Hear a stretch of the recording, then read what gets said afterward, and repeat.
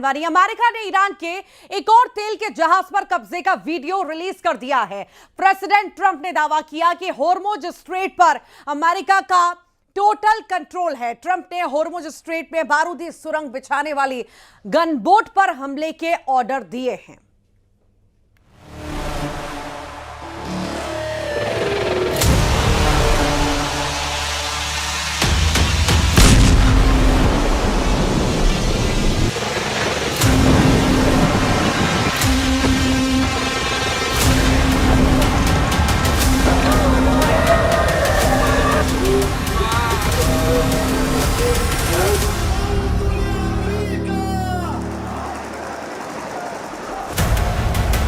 आठ 8,000 बैलिस्टिक मिसाइलों से दहलाएगा ईरान। पिंक शाहिद ड्रोन के धमाकों से जलेंगे खाड़ी देश।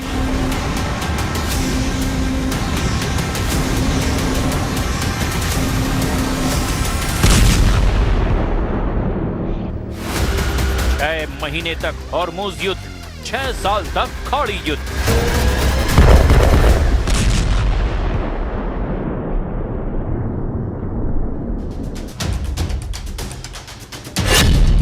ईरान ने अमेरिका और इजराइल से अब फुल एंड फाइनल का ऐलान कर दिया है। मतलब ये कि सीज फायर खत्म है, युद्ध ऑन है। तभी तो रिवोल्यूशनरी लड़ाकों ने मिसाइलों के गोदाम खोल दिए हैं। ईरान अपने आत्मघाती ड्रोन बम के अब नए वर्जन लॉन्च कर रहा है। ईरान इस यकीन में है कि अमेरिकी फोर्स का मनोबल टूट चुका है। जिस तरह ट्रंप अपने वॉर कमांडर बदल रहे हैं, जिस तरह अमेरिकी सेना के टॉप अफसरों पर एक्शन हो रहा है, उससे ईरान के हौसले बुलंद हैं।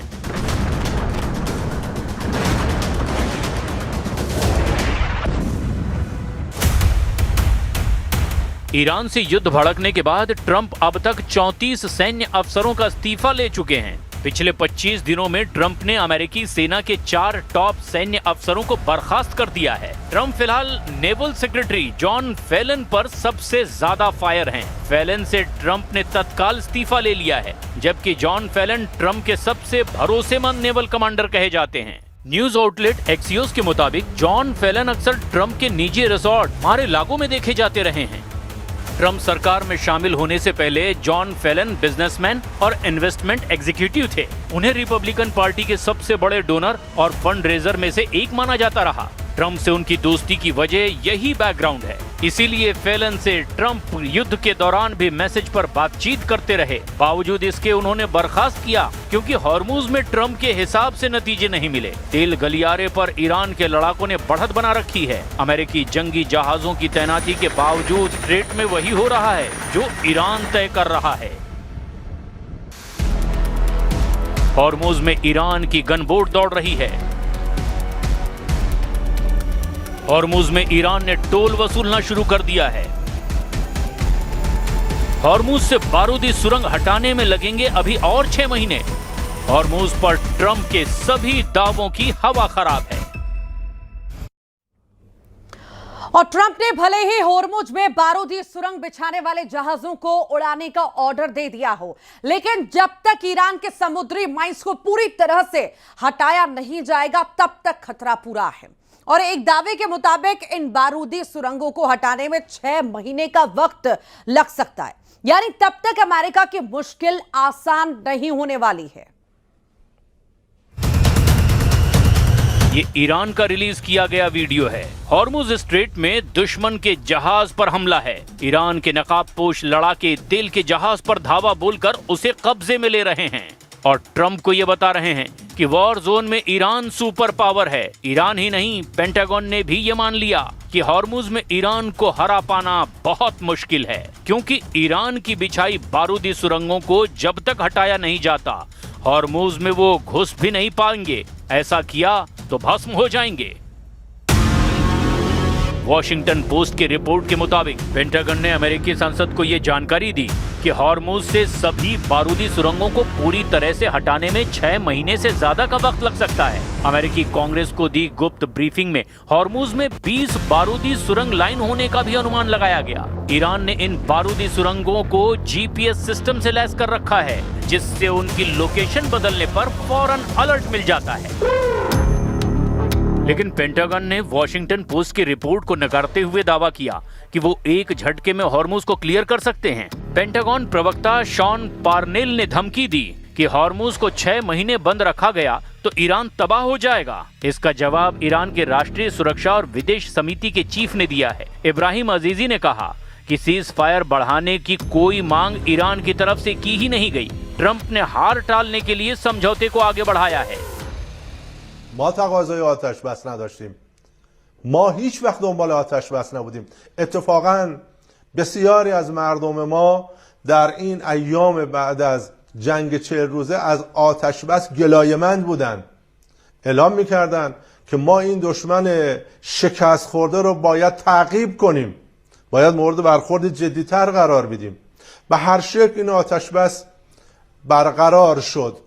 به یک دلیل هم شاید این که ما به سری اصول اخلاقی جنگ هم میخوایم خودمون رو پایبند کنیم. असल में युद्ध में ईरान को हुए नुकसान का जितना अनुमान अमेरिका इजराइल ने लगाया है, हकीकत उससे बिल्कुल अलग है। अमेरिकी सेंट्रल कमांड के मुताबिक अमेरिका ने ईरान के अंदर 13,000 से ज्यादा ठिकानों पर हमले किए। वहीं इजराइल ने 4,000 से ज्यादा सैन्य ठिकानों पर हमले किए। अमेरिका इजराइल ये मान चुके हैं कि उनके हमलों में ईरान की 60% मिसाइलें बर्बाद हो गई हैं। और इतना ही नहीं, ईरान के 80% मिसाइल लॉन्चर तबाह करने की गलत फहमी भी अमेरिका और इजराइल ने पाल रखी है। लेकिन अब इजराइल डिफेंस फोर्स ने दावा किया कि युद्ध में ईरान के मिसाइल प्रोग्राम को कुछ खास नुकसान नहीं पहुंचा है, क्योंकि ईरान के ज्यादातर हथियार गोदाम अंडरग्राउंड हैं, जहां रखी बैलिस्टिक मिसाइलों में ज्यादातर सुरक्षित हैं। इजराइल ने युद्ध के वक्त ये आरोप लगाए कि ईरान 8,000 बैलिस्टिक मिसाइलें बनाने में जुटा हुआ है। ईरान के राष्ट्रीय सिक्योरिटी और विदेश समिति के चीफ ने माना कि फिलहाल ईरान का पूरा जोर हथियारों के गोदाम भरने में लगा हुआ है। برای ایجاد آمادگی برای بازسازی به عبارت نیروهای مسلح ما فرصتی است برای خشاب گذاری.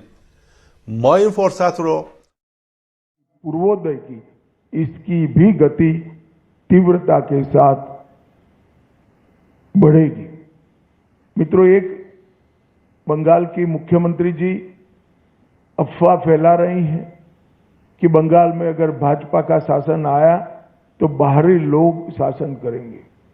मैं दीदी को बताना चाहता हूं, दीदी बंगाल का अगला मुख्यमंत्री बंगाल में ही जन्म लेने वाला, बंगाली मीडियम में पढ़ा लिखा और बंगाली बोलने वाला होगा। इतना ही है कि आपका भतीजा नहीं होगा, वो भारतीय जनता पार्टी का कार्यकर्ता होगा। अगली सरकार बंगाल के ही भारतीय जनता पार्टी के कार्यकर्ता ने बनानी है। भाइयों बहनों, भारतीय जनता पार्टी की सरकार बंगाल में बनने के बहुत बड़े मायने, हमारी सबसे पहली प्रायोरिटी होगी कि बंगाल की महिलाओं को हम सुरक्षा प्रदान करें, उनको भय से मुक्त करें। जिस राज्य की महिला मुख्यमंत्री ये कहती हो कि 7 बजे के बाद महिलाओं को घर से निकलने की जरूरत क्या है, मैं मानता हूं उनको शासन करने का कोई अधिकार नहीं। मैं आज बंगाल की माताओं बहनों को आश्वस्त करना चाहता हूं कि 5 तारीख को भारतीय जनता पार्टी की सरकार बनने के बाद रात को 1 बजे भी छोटी सी बच्ची किशोरी स्कूटी लेकर निकलेगी, कोई गुंडा उसके सामने आंख उठाकर नहीं देख पाएगा। और ये प्रतीकात्मक रूप से हमने आरजी कर की पीड़िता की माताजी को और संदेश खाली की पीड़िता को भी हमने प्रत्याशी बनाया। जो बंगाल के टीएमसी के गुंडों की विक्टिम थी, वो असेंबली में बैठकर एक गुंडों के खिलाफ कठोर प्रशासन के नियम बनाने का काम करेगी। मुझे लगता है बहुत बड़ा परिवर्तन आने वाले दिनों में होने वाला है। और दीदी को महिला आरक्षण का विरोध करने का जवाब भी इस चुनाव में बंगाल की मातृशक्ति देगी, इसका मुझे पूरा विश्वास है।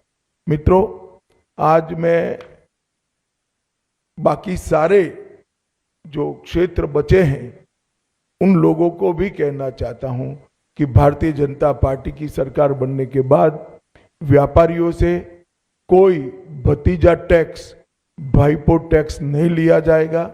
सिंडिकेट को हम समाप्त कर देंगे। जो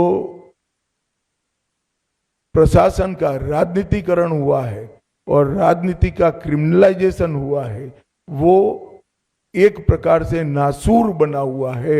उसको भी हम बंगाल की जनता को ये नासूर से मुक्त कराएंगे।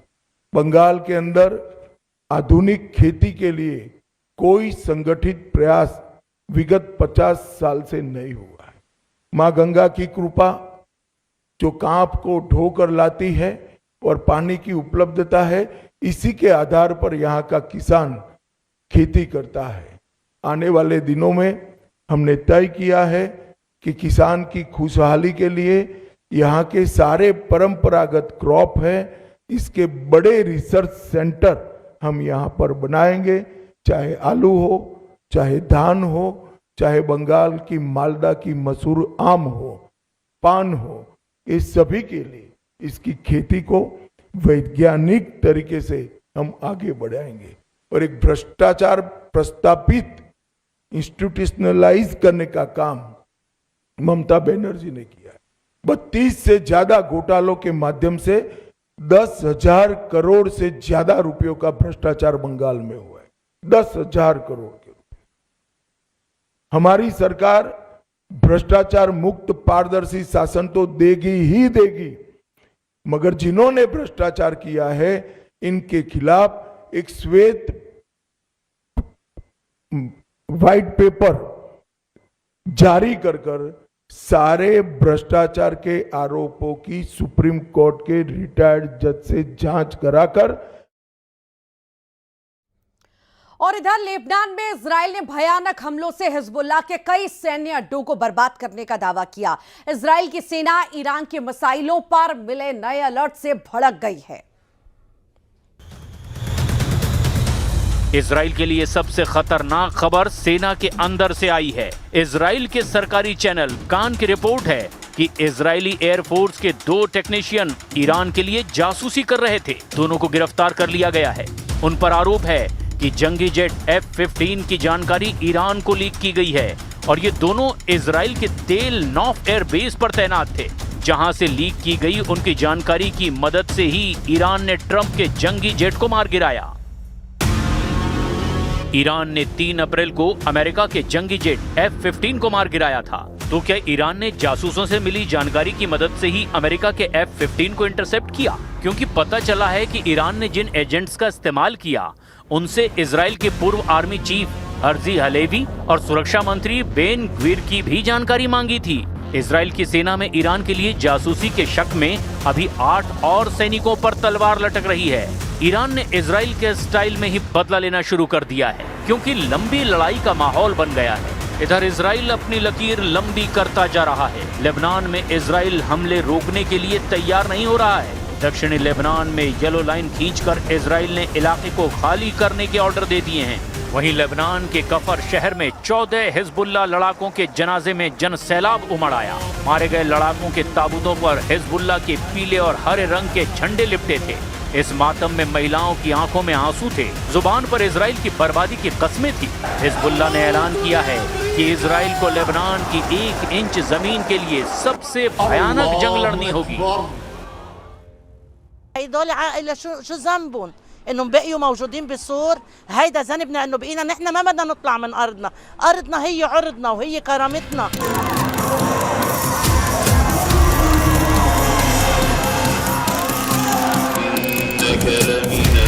हिजबुल्लाह चीफ ने धमकी दी है कि इजराइल से कोई समझौता नहीं होगा।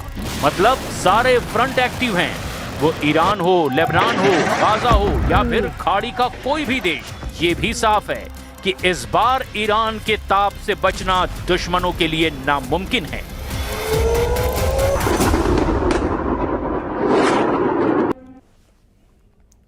और आखिर ऐसी क्या वजह है कि अमेरिका ईरान की मांग के बिना ही सीज फायर को लागू कर चुका है?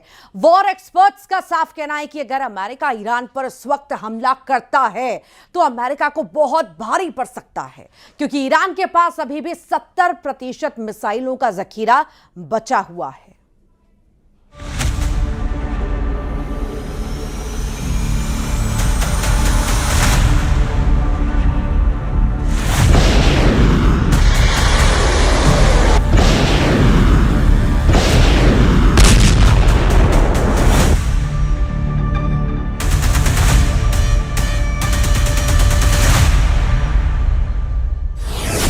नासुर बन गई नाकाबंदी, हॉर्मुज में फंस गए ट्रंप।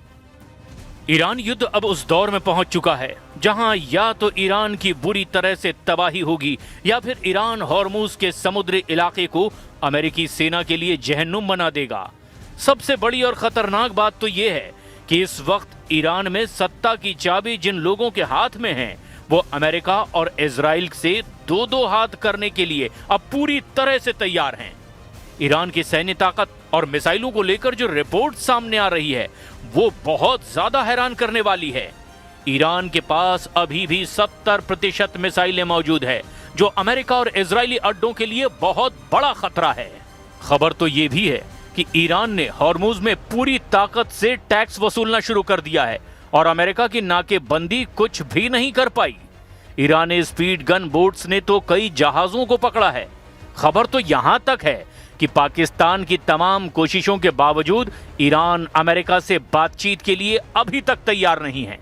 ईरानी मीडिया का तो यहां तक दावा है कि पाकिस्तान ने अब चीन से मदद मांगी है ताकि ईरान और अमेरिका के बीच बातचीत हो सके। पाकिस्तान ईरान अमेरिका वार्ता को लेकर 6 सूत्री फॉर्मूला बनाने की कोशिश में जुटा है, लेकिन इधर पेंटागन के अधिकारियों का दावा है कि ईरान पर बहुत बड़े हमले की तैयारी अंतिम दौर में है। यानी सीज फायर नहीं बल्कि सीरियल अटैक को लेकर एक बड़ी तैयारी हो चुकी है। और यही वजह है कि ईरान की नई लीडरशिप अमेरिका और इजराइल पर बेहद सख्त हमले का प्लान बना रही है। इस प्लान को लेकर ईरान के मेजर जनरल अहमद वाहिदी और ईरानी संसद के स्पीकर मोहम्मद बाकर कालिबाफ ने तो दो टूक कह दिया है कि पश्चिम एशिया में मौजूद अमेरिका के सभी अड्डों पर भीषण हमले होंगे और इसे कोई रोक नहीं पाएगा।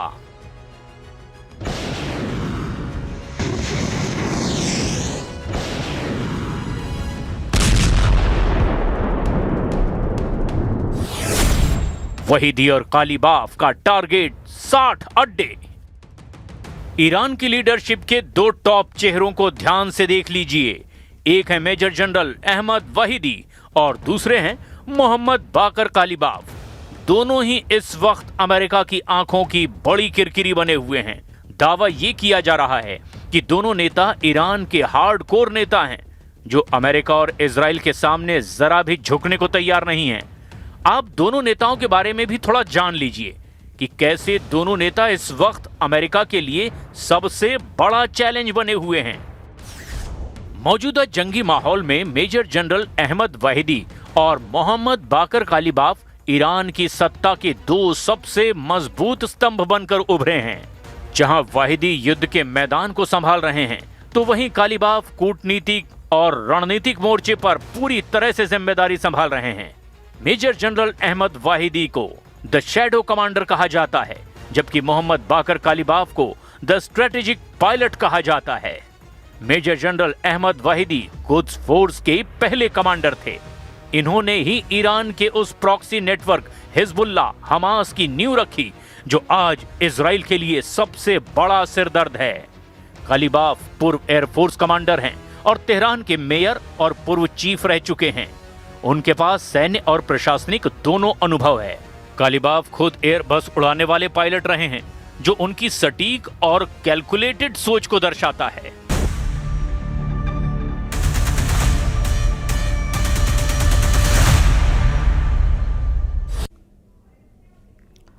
और सीज फायर के बीच अमेरिकी राष्ट्रपति डोनाल्ड ट्रंप फंसते नजर आ रहे हैं, क्योंकि ईरान के दो लीडर्स ने ट्रंप और उनकी टीम को इस तरह से फंसा दिया है कि अगर अमेरिका ने हमला किया तो मानकर चलिए खाड़ी के कम से कम 5 देशों पर ईरान तूफानी हमलों से कोहराम मचा देगा।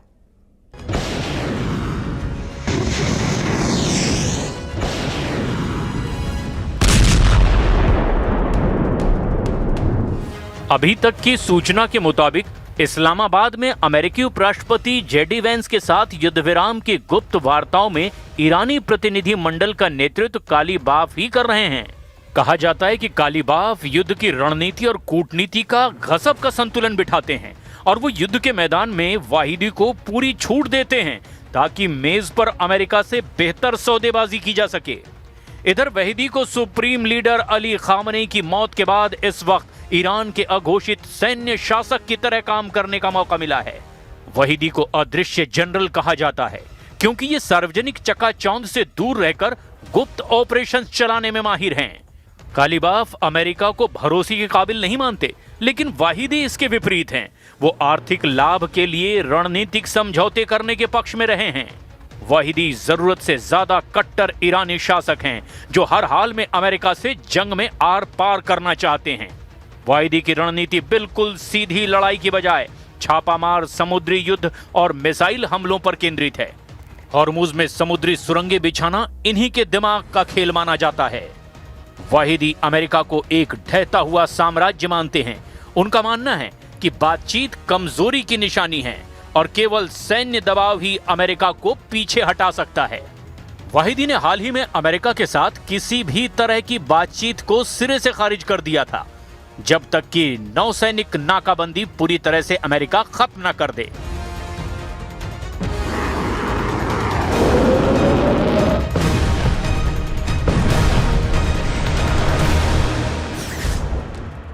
कालीबाफ इजराइल को मध्य पूर्व के लिए एक कैंसर बताते हैं और सैन्य ताकत की बजाय कूटनीतिक रूप से इजराइल को अलग थलग करने की वकालत करते हैं। कालीबाफ बहुत व्यवस्थित हैं। वो भावनाओं की बजाय डेटा और लॉजिस्टिक्स पर काम करते हैं। उन्हें सिस्टम का आदमी कहा जाता है। ईरान के मध्य वर्ग और शहरी आबादी के बीच वो वाहिदी से ज्यादा लोकप्रिय हैं क्योंकि लोग उन्हें एक ऐसे नेता के रूप में देखते हैं जो अर्थव्यवस्था को संभाल सकता है। वाहिदी के साथ उनके वैचारिक मतभेद काफी बताए जाते हैं। वो ईरान को एक सामान्य राष्ट्र की तरह चलाने की कोशिश करते हैं, जबकि वाहिदी इसे एक क्रांतिकारी गढ़ बनाए रखना चाहते हैं। वहीं वाहिदी को पूर्व रक्षा मंत्री के रूप में ईरान के मिसाइल और ड्रोन प्रोग्राम को स्वदेशी रूप से विकसित करने का श्रेय भी दिया जाता है। गृह मंत्री रहने के कारण देश के खुफिया तंत्र और पुलिस बल पर इनकी जबरदस्त पकड़ है, जिससे कि ये किसी भी आंतरिक विद्रोह को दबाने में सक्षम हैं। कट्टरपंथियों और सेना के भीतर इनकी छवि एक अजेय योद्धा की है। हालांकि आम जनता के बीच ये अपने सख्त और दमनकारी रवैये के लिए डरावने भी माने जाते हैं। ईरान के पास मिसाइलों की काफी क्षमता अभी भी मौजूद है। संघर्ष विराम के समय उनके लगभग 100 ऐसे सिस्टम बरामद किए गए जिन्हें गुफाओं और बंकरों में छिपा कर रखा गया था, जिससे उनके चालू लॉन्चरों की संख्या बढ़कर युद्ध पूर्व स्तर के लगभग 60% तक पहुंच गई है। रूस के पूर्व राष्ट्रपति और देश की सुरक्षा परिषद के उपाध्यक्ष दिमित्री मेदवेदेव ने पिछले हफ्ते ही सोशल मीडिया पर लिखा, ये साफ नहीं है कि वॉशिंगटन और तेहरान के बीच का संघर्ष विराम किस तरह आगे बढ़ेगा, लेकिन एक बात तय है, ईरान ने अपने परमाणु हथियारों का परीक्षण कर लिया है। इसे हॉर्मुज स्ट्रेट कहा जाता है। इसकी क्षमता असीमित है। بدعهدی و نقض آتشبس اصرار ورزید. اینا همش گواه این هست که آمریکا ظاهراً در روند دیپلماتیک جدیتی نداره. कुल मिलाकर हालात ये हैं कि ईरान ने अब 2 रास्तों पर अमेरिका को फंसा दिया है। एक है हॉर्मुज का ट्रैप और दूसरा है पाकिस्तान में वार्ता का पेंच।